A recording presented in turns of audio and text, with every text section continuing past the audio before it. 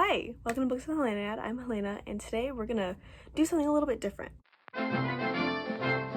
So today I want to talk to you about a little bit of a reading update and also a new challenge that I want to do for myself, a book buying ban if you will, because I know I need to go on one.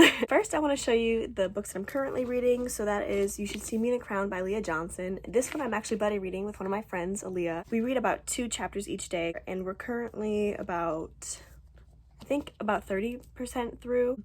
So far, the writing, it's definitely very YA, and it's in first person, which I was not aware of. It's not terrible, but we're both not really hooked yet, and we're hoping that things are going to pick up soon because, like, the kind of trials of the prom... Oh, I guess I should talk about what this book is about. So basically, we follow our main character, Liz. She is one of the only Black students in this very white school, and she's also poor and queer. So when her scholarship falls through to a college that she really wants to go to, but it's very expensive, she has to do her alternate, which is kind of running for prom queen in order to get a scholarship that goes through the whole prom ceremony, I guess, because her town takes prom very seriously. We've just gotten through kind of like she's in the race and we're doing stuff towards getting the crown now. And the love interest has arrived, but nothing has really happened yet. But so far there's one character in here that Ali and I really do not like,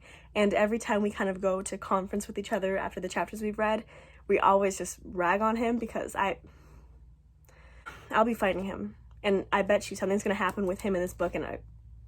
So that is You Should See Me in a Crown by Leah Johnson. And the next book that I'm currently reading is Wuthering by Emily Bronte. So this book I also have like a nicer copy of, but for right now I'm just reading this one because I don't know, it's bigger and I'm less scared to mess this one up. This one so far, I'm listening to the audiobook while physically reading it, especially because there is a Yorkshire accent in here that's like very thick and it's written as such, and it's so much easier to hear what's meant to be said through this one character. Thankfully though, he is more of a side character than a main character, so that makes it a little bit better. Essentially, this book is quite difficult to explain in a linear fashion, but I'll try my best. At the very core, it's told through kind of a storytelling narrative as this one character goes to meet these characters and then learns of their backstories and their past and kind of how they all got to where they are now through stories he learned from like an old housemaid so far. Basically, it's like a love story, but also like every character in this,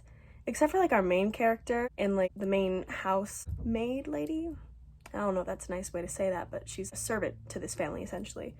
Basically, everyone else sucks. Like they're all terrible people.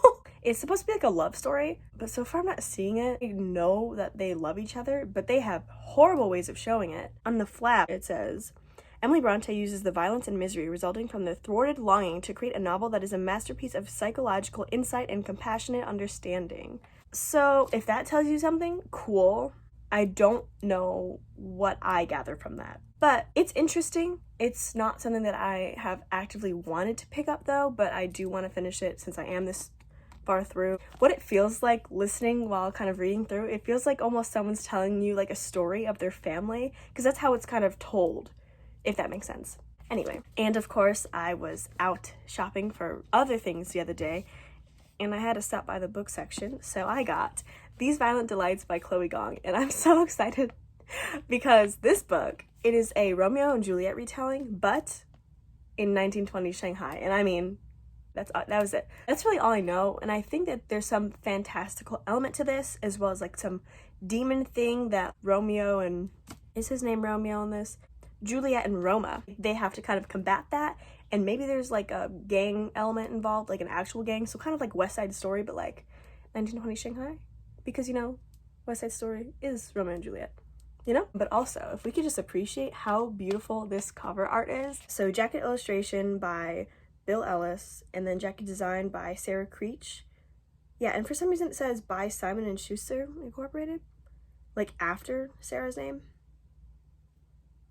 Anyway, so that's the cover, and then in the book, the front cover has that, and that's so pretty, and then it just says These Violent Delights. And so that's what I'm reading right now. Nothing too special to update on either of those, just I probably will have much more to say when things more significantly happen in either of those books, but I do plan to read Maurice soon. Okay, so now to the main event of this video, a book buying ban challenge. Every time I go to a store that has any sort of book section, I feel the need to just go investigate and eventually, you know, buy one book at least. Okay, so to kickstart this challenge, sort of, I want to read 3 books, or 3 physical books that I already own.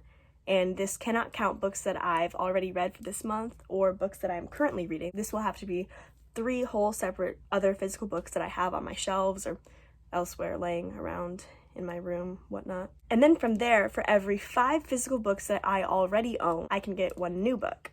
And this will definitely help clear a lot of the books on my TBR that are on my shelves and whatnot. I can still pick up new ebooks if they're like free, or if I can get them for free. Library books don't count. It's just a book buying ban because you can't just keep depleting from your life savings, you know? Oh, audiobooks also do not count, especially if I'm like listening to like the audiobook with a book that I have, because I feel like that helps you get through it faster, so that doesn't count. Yes, so that is my book buying ban kind of jumpstart, because now that I'm saying it, I have to do it. So yeah, thank you for hanging out with me. Thanks for sticking around, having a good time if you had a good time. Bye! These are not the roaring 20s, these are the snoring 20s. So, he just needs to give me one more reason, I swear. Thank you for hanging out. Thank you for hanging out.